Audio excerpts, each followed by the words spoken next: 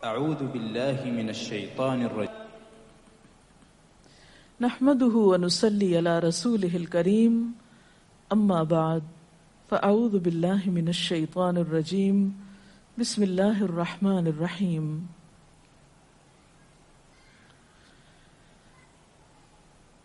ایک پاکیزہ معاشرہ اسی وقت وجود میں آ سکتا ہے جب خاندانی نظام مضبوط ہو، اور خاندانی نظام کی مضبوطی کا انحصار شوہر اور بیوی کے باہمی تعلقات پر ہوتا ہے. دونوں کے درمیان جب تک باہم موافقت نہ ہو، دونوں ایک دوسرے کے حقوق کا خیال نہ رکھیں، اس وقت تک خاندان کے اندر خوشی، راحت، سکون پیدا نہیں ہو سکتا. تو آئیے ہم دیکھتے ہیں کہ اسلام شوہر اور بیوی کو ایک دوسرے کے حقوق کی ادائیگی کے لیے کیا حکم دیتا ہے.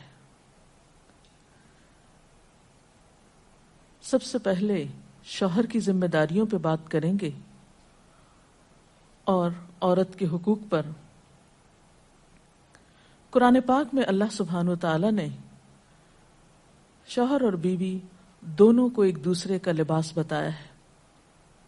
ارشاد باری تعالیٰ ہے، ہن لباس لکم وانتم لباس لہن، وہ تمہارا لباس ہیں اور تم ان کا لباس ہو. اور لباس انسان کے لیے حفاظت، زیب و زینت اور سکون کا باعث ہوتا ہے. انسان اپنے لباس سے پہچانا جاتا ہے. انسان اپنے لباس کی کیئر کرتا ہے، اس کی حفاظت کرتا ہے، نگہداشت کرتا ہے، اس کے بارے میں کانشیس ہوتا ہے، اس سے غافل نہیں ہوتا، کیونکہ وہ اس کی شخصیت کو خوبصورت بناتا ہے. اور اگر لباس اچھا نہیں تو شخصیت داغدار ہو جاتی ہے.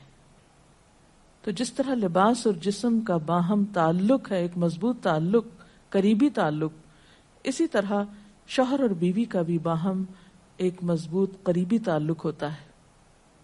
اس لیے دونوں جب تک ایک دوسرے کے حقوق ادا نہ کریں، دونوں ایک دوسرے کا خیال نہ رکھیں، تو کوئی بھی خوشگوار خاندان جنم نہیں لے سکتا. تو آئیے دیکھتے ہیں کہ اس سلسلے میں اسلام کی تعلیمات کیا ہیں.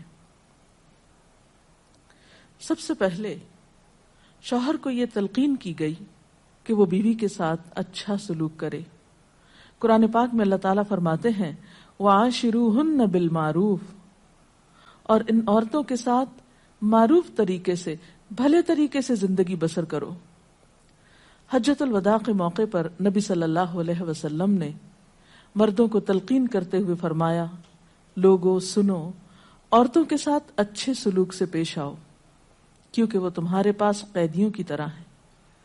تمہیں ان کے ساتھ سختی کرنے کا کوئی حق نہیں سوائے اس صورت کے جب ان کی طرف سے کھلی ہوئی نافرمانی سامنے آئے.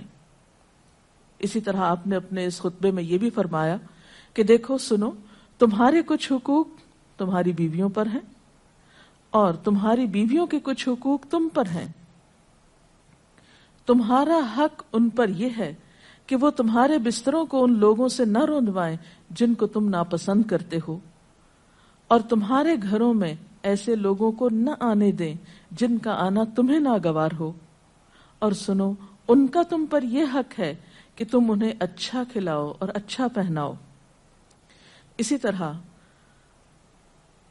اسلام شوہر کو یہ حکم بھی دیتا ہے کہ وہ بیوی کے ساتھ خوش گمان رہے. اور اگر دیکھا جائے تو انسانی گمان اور انسانی سوچ انسان کے عمل کی بنیاد بنتی. آپ کسی کے ساتھ بھی اچھا سلوک اسی وقت کر سکتے ہیں جب آپ اس کے بارے میں حسن ظن رکھتے ہوں، اس کے بارے میں اچھی سوچ رکھتے ہوں، اس کے لیے برا نہ چاہتے ہوں. اسی لیے ہم دیکھتے ہیں کہ قرآن پاک میں اللہ سبحانہ وتعالیٰ تنقین فرماتے ہیں کہ فَإِن كَرِهْتُمُوهُنَّ فَعَسَىٰ أَن تَكْرَهُوا شَيْئًا وَيَجْعَلَ اللَّهُ فِيهِ خَيْرًا كَثِيرًا، کہ اگر وہ تمہیں کسی وجہ سے ناپسند بھی ہوں تو ہو سکتا ہے کہ ایک چیز تمہیں پسند نہ ہو، مگر اللہ تعالیٰ نے اسی میں تمہارے لیے بہت کچھ بھلائی بنا رکھی ہو. اس مفہوم کو آپ صلی اللہ علیہ وسلم نے ایک حدیث میں یوں بیان کیا ہے کہ کوئی مومن اپنی مومنہ بیوی سے نفرت نہ کرے. اگر بیوی کی کوئی عادت اس کو پسند نہیں تو ہو سکتا ہے کوئی دوسری خصلت اس کو پسند آ جائے.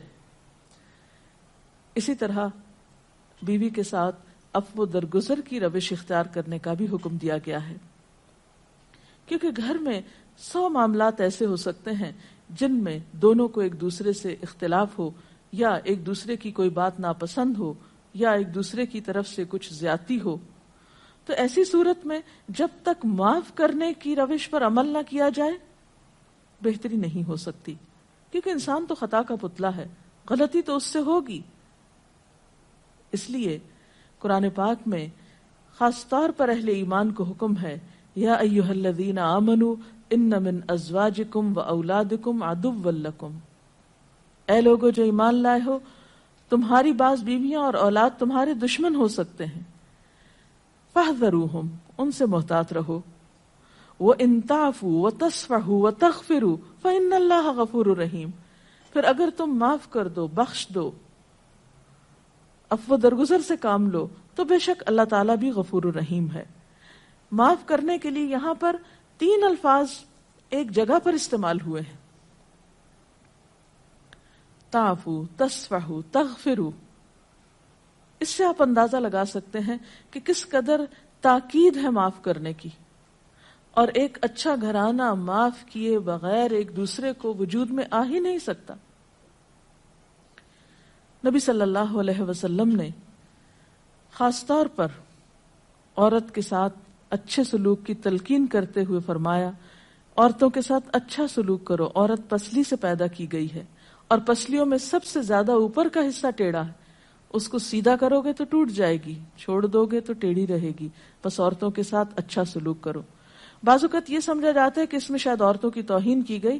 نہیں، اس میں عورت کی فطرت کو بتایا گیا ہے کہ اس کے اندر ایک خاص طرح کے جذبات اللہ تعالیٰ نے پیدا کیے ہیں. مرد عموماً زیادہ عقل سے کام لیتے ہیں، جبکہ عورت جذبات سے کام لیتی ہے. تو مرد اپنی سوچ کے مطابق عورت سے معاملہ نہ کرے، بلکہ عورت کی پوزیشن کو دیکھتے ہوئے، اس کے جذبات کو دیکھتے ہوئے اس سے معاملہ کرے اور حسن سلوک کرے، تو خاندانی زندگی زیادہ خوشگوار ہو سکتی ہے. پھر اسی طرح بیوی کے ساتھ خوش اخلاقی کا برتاؤ کرنے کا حکم دیا گیا. آپ صلی اللہ علیہ وسلم نے فرمایا، کامل ایمان والے مومن وہ ہیں جو اپنے اخلاق میں سب سے اچھے ہیں، اور تم میں سب سے اچھے لوگ وہ ہیں جو اپنی بیویوں کے حق میں سب سے اچھے ہیں. ہمارے ہاں تو اس شخص کو زن مرید کہا جاتا ہے جو بیوی کے ساتھ اچھا سلوک کرتا ہو، حالانکہ اللہ کے رسول صلی اللہ علیہ وسلم کے نزدیک سب سے اچھا مومن وہ ہے جو بیوی کے حق میں خوش اخلاقی برتتا ہے. یعنی کسی انسان کی خوش اخلاقی کا ثبوت اس سے نہیں دیا جائے گا کہ وہ اپنے گھر سے باہر کس کے ساتھ کیسا ہے، بلکہ یہ دیکھا جائے گا کہ وہ گھر کے اندر کیسا سلوک کر رہا ہے اپنے قریب ترین انسان کے ساتھ. حضرت عائشہ رضی اللہ تعالی عنہا فرماتی ہیں کہ میں نبی صلی اللہ علیہ وسلم کے ہاں گڑیوں سے کھیلا کرتی تھی، میری سہیلیاں بھی میرے ساتھ کھیلتی. جب نبی صلی اللہ علیہ وسلم تشریف لاتے تو سب ادھر ادھر چھپ جاتی. آپ ڈھونڈ ڈھونڈ کر ایک ایک کو میرے پاس بھیجتے تاکہ وہ میرے ساتھ کھیلیں. اس سے آپ اندازہ لگا سکتے ہیں کہ آپ صلی اللہ علیہ وسلم کا اپنے ازواج مطہرات کے ساتھ کیسا سلوک تھا، کیسا معاملہ تھا، اور وہ ان کے جذبات کا کس قدر خیال رکھتے تھے. اسی طرح شوہر کی ذمہ داریوں میں سے یہ ذمہ داری بھی ہے کہ وہ بیوی کو خوش دلی سے نان نفقہ دے، اس کی ضروریات پوری کرے. اس سے نہ صرف یہ کہ دنیاوی اعتبار سے وہ اپنی ذمہ داری پوری کرے گا، بلکہ آخرت کے اعتبار سے بھی وہ بہترین اجر و ثواب کا مستحق ہوگا. نبی صلی اللہ علیہ وسلم نے فرمایا، 1 دینار وہ ہے جو تم نے اللہ کی راہ میں خرچ کیا، ایک وہ ہے جو تم نے کسی غلام کو آزاد کرنے میں خرچ کیا، ایک وہ ہے جو تم نے کسی فقیر کو صدقے میں دیا، اور ایک وہ ہے جو تم نے اپنے گھر والوں کو صدقے میں دیا، یعنی اپنی بیوی کو کھلایا، اس کی ضروریات پوری کرنے پہ لگایا. ان میں سب سے زیادہ اجر و ثواب اس دینار کے خرچ کرنے کا ہے جو تم نے اپنے گھر والوں پہ خرچ کیا. وہ لقمہ جو شوہر اپنی بیوی کو کھلاتا ہے وہ شوہر کے حق میں صدقہ لکھا جاتا ہے، یعنی فریضے کی ادائیگی تو اپنی جگہ، لیکن اس کا خرچ کرنا اس کے لیے باعث ثواب ہے اس مد میں. پھر اسی طرح بیوی بچوں کی دینی تعلیم و تربیت، یہ بھی شوہر کی ذمہ داری۔ قرآن پاک میں اللہ تعالیٰ فرماتے ہیں یا ایھا الذین آمنوا قوا انفسکم واہلیکم نارا، اے لوگو جو ایمان لائے ہو، اپنے آپ کو اور اپنے گھر والوں کو آگ سے بچاؤ۔ قرآن پاک میں نبی صلی اللہ علیہ وسلم کے ذریعے امت کو حکم دیا گیا ہے وَأْمُرْ أَهْلَكَ بِالصَّلَاةِ وَاصْطَبِرْ عَلَيْهَا، کہ اپنے گھر والوں کو نماز کا حکم دو اور خود بھی اس کی پابندی کرو۔ اسی طرح بیوی کے لیے بھی کچھ احکامات ہیں، بیوی کی بھی کچھ ذمہ داریاں ہیں جو اسے شوہر کے حق میں پوری کرنا ہے۔ پہلی ذمہ داری یہ کہ بیوی خوشی کے ساتھ شوہر کی اطاعت کرے۔ قرآن پاک میں نیک عورتوں کی صفت یہ بتائی گئی ہے فالصالحات قانتات، نیک عورتیں فرما بردار ہوتی ہیں، ایک طرف اللہ کی اطاعت گزار اور دوسری طرف شوہر کی اطاعت گزار۔ شوہر کی اطاعت کے بارے میں ایک حدیث میں آتا ہے، آپ صلی اللہ علیہ وسلم نے فرمایا 2 قسم کے لوگ ایسے ہیں کہ جن کی نمازیں ان کے سروں سے اوپر نہیں جاتی، ایک وہ غلام جو اپنے آقا سے بھاگ جائے جب تک کہ واپس نہ آئے، اور دوسرے وہ بیوی جو اپنے شوہر کی نافرمانی کرے جب تک کہ نافرمانی سے باز نہ آ جائے۔ یہاں تک حکم ہے کہ بیوی شوہر کے معاملے میں کسی دوسرے کی بات نہ مانے، یعنی شادی کے بعد ایک عورت جب شوہر کے گھر چلی جاتی ہے تو پھر شوہر کا حق سب سے بڑا ہو جاتا ہے۔ بعض اوقات ہمارے معاشرے میں ایک طرف شوہر کچھ کہتا ہے، دوسری طرف والدین کچھ کہتے ہیں، تیسری طرف کسی اور کا مشورہ کچھ ہوتا ہے، عورت بیچاری بیچ میں پس جاتی ہے۔ ایسے موقع پر عورت کے لیے کیا لازم ہے، اس کی پرائرٹی کیا ہوگی کہ وہ اپنے شوہر کی بات مانے۔ عورت کی دوسری بڑی ذمہ داری اپنی آبرو اور عزت و عصمت کی حفاظت ہے۔ عورت کوئی ایسا کام نہ کرے جس سے اس کی عفت و عصمت پر کچھ حرف آئے۔ ازدواجی زندگی کی خوشی کا راز باہم ایک دوسرے پر اعتماد ہے۔ اگر کوئی بھی ایسا کام عورت کرتی ہے جس سے شوہر کے دل میں شک ہو جاتا ہے، اعتماد ختم ہو جاتا ہے، تو اس سے ازدواجی زندگی کی خوشیاں ختم ہو جاتی ہیں۔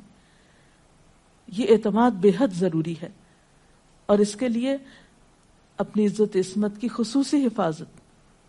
نبی صلی اللہ علیہ وسلم نے فرمایا عورت جب 5 وقت کی نماز پڑھے، اپنی آبرو کی حفاظت کرے، اپنے شوہر کی فرما بردار رہے، تو وہ جنت کے جس دروازے سے چاہے داخل ہو جائے۔ اسی لیے شوہر کی اجازت اور مرضی کے بغیر گھر سے بھی نہیں نکلنا چاہیے۔ حضرت معاذ بن جبل کہتے ہیں کہ نبی صلی اللہ علیہ وسلم نے فرمایا خدا پر ایمان رکھنے والی عورت کے لیے جائز نہیں کہ وہ اپنے شوہر کے گھر میں کسی ایسے کو آنے دے جس کا آنا شوہر کو پسند نہ ہو، اور ویسی صورت میں گھر سے نکلے جب اس کا نکلنا شوہر کو پسند نہ ہو۔ اطاعت کے علاوہ شوہر کو خوش رکھنا یہ بھی بے حد ضروری ہے۔ نبی صلی اللہ علیہ وسلم نے فرمایا جس عورت نے اس حال میں انتقال کیا کہ اس کا شوہر اس سے خوش تھا تو وہ جنت میں داخل ہوگی۔ اور عموماً کسی کی خوشی کے لیے انسان اپنے جذبات کی قربانی دیتا ہے، بعض اوقات اپنی سوچ کی قربانی دیتا ہے، بعض اوقات اپنے کسی اور راحت و آرام کی قربانی دیتا ہے۔ تو ایک عورت جب اپنے شوہر کو خوش کرتی ہے تو جواباً اس کے لیے خوشی پلٹتی ہے۔ اس لیے گھریلو زندگی کی خوشی کا انحصار اسی بات پر ہے کہ دونوں ایک دوسرے کے لیے قربانی کے جذبات رکھتے ہوں، ایک دوسرے کے لیے رحمت اور ایک دوسرے کے لیے مودت کا ذریعہ ہوں، جیسا کہ قرآن پاک میں شادی کا مقصد ہی یہ بتایا گیا کہ دونوں کے درمیان باہم مودت اور رحمت کے جذبات ہوں، ایک دوسرے کے لیے سکون کا باعث ہوں، تاکہ انسانی زندگی بہترین طریقے پر رواں دواں رہے۔ اسی طرح شوہر سے محبت کا اظہار کرنا، اس کے ساتھ وفادار رہنا، اس کا احسان ماننا، یہ بھی بے حد ضروری ہے۔ حضرت اسماء کہتی ہیں کہ ایک بار نبی صلی اللہ علیہ وسلم میرے پاس سے گزرے، میں اپنی سہیلیوں کے ساتھ تھی، آپ نے ہمیں سلام کیا اور ارشاد فرمایا تم پر جن کا احسان ہے ان کی ناشکری سے بچو۔ تم میں سے ایک اپنے ماں باپ کے گھر کافی دنوں تک بن بیاہی بیٹھی رہتی ہے، پھر اللہ تعالیٰ اس کو شوہر عطا کرتا ہے، اولاد دیتا ہے، اور ان سارے احسانات کے باوجود اگر کبھی کسی بات پہ شوہر سے ناراض ہوتی ہے تو کہہ اٹھتی ہے میں نے تو کبھی تمہاری طرف سے کوئی بھلائی دیکھی ہی نہیں۔ تو یہ جملہ ناشکری کا جملہ ہے جو عورت کو نہیں بولنا چاہیے۔ قیامت کے دن اللہ تعالیٰ اس عورت کی طرف نظر رحمت اٹھا کر نہیں دیکھے گا جو شوہر کی ناشکری ہوگی. اور آخری بات یہ کہ عورت کے اوپر لازم ہے کہ وہ اپنے گھر بار، مال و اسباب اور اپنی ذمہ داریوں میں شوہر کی مددگار رہے، شوہر کی وفادار رہے. آپ صلی اللہ علیہ وسلم نے فرمایا قریش کی عورتیں کتنی اچھی عورتیں ہیں جو بچوں پہ بہت مہربان اور شوہر کے گھر بار کی حفاظت کرنے والی ہیں. آپ صلی اللہ علیہ وسلم نے ایک اچھی عورت کی خوبیاں بیان کرتے ہوئے فرمایا مومن کے لیے خوف خدا کے بعد سب سے مفید اور باعث خیر نعمت نیک بیوی ہے. اور نیک بیوی کون؟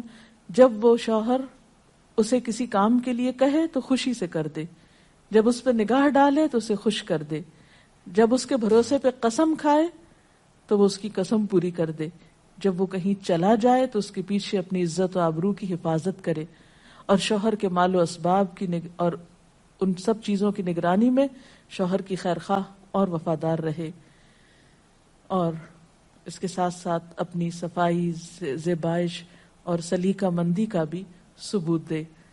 اس سلسلے میں اگر آپ کے ذہن میں مزید کچھ سوالات ہوں تو آپ کر سکتے ہیں. اگر والدین اور شوہر دونوں میں سے کسی ایک کی بات ماننے کا جیسے وقت ہو تو پھر کس کی بات پہلے مانی جائے گی؟ شادی کے بعد شوہر کی بات ماننا زیادہ ضروری ہے بنسبت کسی اور کے، کیونکہ واضح طور پر آتا ہے کہ عورت شوہر کے معاملے میں کسی دوسرے کی بات نہ مانے. اگر شوہر کوئی ایسا حکم دے جو کہ شریعت کے خلاف ہو تو کیا اس کا حکم ماننا چاہیے؟ شریعت دین کے خلاف؟ یہ تو ایک اصول ہے، لا طاعت لمخلوق فی معصیت الخالق، کہ کسی مخلوق کی یعنی کسی انسان کی اطاعت جائز ہی نہیں جہاں اللہ کی نافرمانی ہو رہی ہو. یہ تو ایک واضح اور طے شدہ بات ہے. اس لیے جہاں اطاعت کی بات ہوگی وہ معروف میں ہوگی، نیکی اور بھلائی کے کاموں میں ہوگی، شر میں اور برائی میں نہیں ہوگی. اگر کسی کا شوہر ناراض اس کا انتقال ہو جائے، وہ ناراض ہو اس کا انتقال ہو جائے، ایسی بیوی کیا کرے؟ بعد میں شوہر کے لیے دعا مغفرت کرے، اس کی طرف سے صدقہ خیرات کرے تو انشاءاللہ اللہ تعالیٰ معاف کرنے والا ہے. ڈاکٹر صاحبہ اگر ایک پارٹنر اپنے حقوق اپنے فرائض پورے کرتا ہے لیکن دوسرا جو ہے وہ نہیں کر رہا تو اس صورت میں پھر کیا رویہ ہونا چاہیے؟ اس میں یہ کہ حسن سلوک کے ساتھ دوسرے شخص کو توجہ دلانی چاہیے کہ وہ اپنے حقوق پورے کرے، کیونکہ تالی دونوں ہاتھوں سے بجتی ہے. ایک شخص کب تک اچھا سلوک کر سکتا ہے اگر دوسری طرف سے اچھا سلوک نہ ہو؟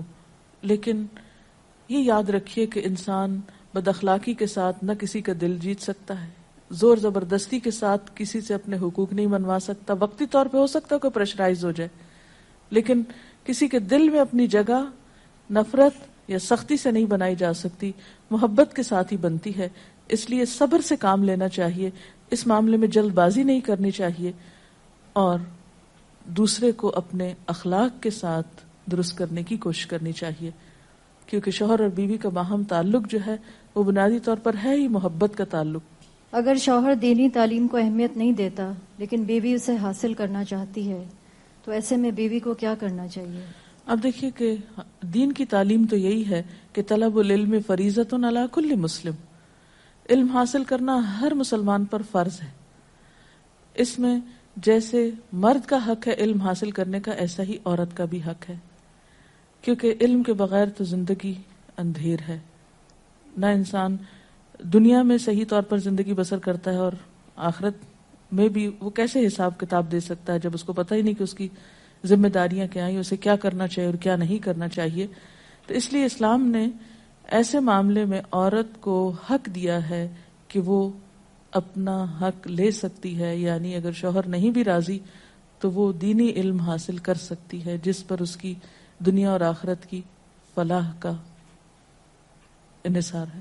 اگر شوہر دوسری شادی کرنا چاہے اور اپنی پہلی بیوی سے اجازت لینا کیا اس پہ فرض ہے؟ نہیں، فرض نہیں. السلام علیکم میڈم جو نان نفقے کا ذکر کیا ہے نا کہ ذمہ داری شوہر پہ ہے، تو وہ جی ہاں. کس حد تک ذمہ دار ہے، مطلب کہاں تک دے سکتا ہے؟ کوئی لمٹ ہے اس کی کہ اتنا کماتا ہے تو اتنا دے سکتا ہے؟ نہیں، اصل میں اس میں کوئی حساب کتاب تو نہیں کیا گیا، ہر ایک کو اس کی حیثیت کے مطابق دینا ہوتا ہے. جو وسعت والا ہے وہ زیادہ خرچ کرے گا، جو کم حیثیت والا ہے وہ اپنی حیثیت کے مطابق کرے گا. لیکن بنیادی ضروریات بیوی بچوں کی پورا کرنا شوہر کی ذمہ داری ہے، جس میں تعلیم، رہائش، خوراک، لباس، دوا، علاج، معالجہ، یہ سب شوہر کی ذمہ داری۔ ڈاکٹر صاحب آپ نے کہا کہ یہ باہم اعتماد کا رشتہ ہے میاں بیوی کا. میاں تو بیوی پہ اعتماد کرتا ہے، اگر بیوی کو اس پہ نہیں اعتماد ہے کہ وہ کچھ چھپاتا ہے یا کچھ نہیں بتاتا ہے، تو بیوی کو کہاں تک اجازت ہے کہ وہ اس بات کو کریدے، اس سے پوچھے؟ میرا خیال ہے کہ بعض اوقات معاملات کریدنے سے اور زیادہ خراب ہوتے ہیں، اور بعض اوقات انسان بلا وجہ کسی وہم کا شکار ہوتا ہے، شیطان وسوسے ڈالتا ہے اور انسان کو غمگین اور پریشان رکھتا ہے. تو اس میں یہ ہے کہ انسان کو تجسس کرنے سے منع کیا گیا ہے، کیونکہ اس سے حاصل کچھ نہیں ہوتا، اور انسان کے ظاہر پر ہی معاملہ کرنا چاہیے اس سے. اس کے ساتھ ہی آج کے پروگرام کا وقت ختم ہوتا ہے. اب اجازت چاہتے ہیں. السلام علیکم ورحمۃ اللہ وبرکاتہ. اللہ اکبر، اللہ اکبر، لا الہ الا اللہ، واللہ اکبر، اللہ اکبر وللہ الحمد.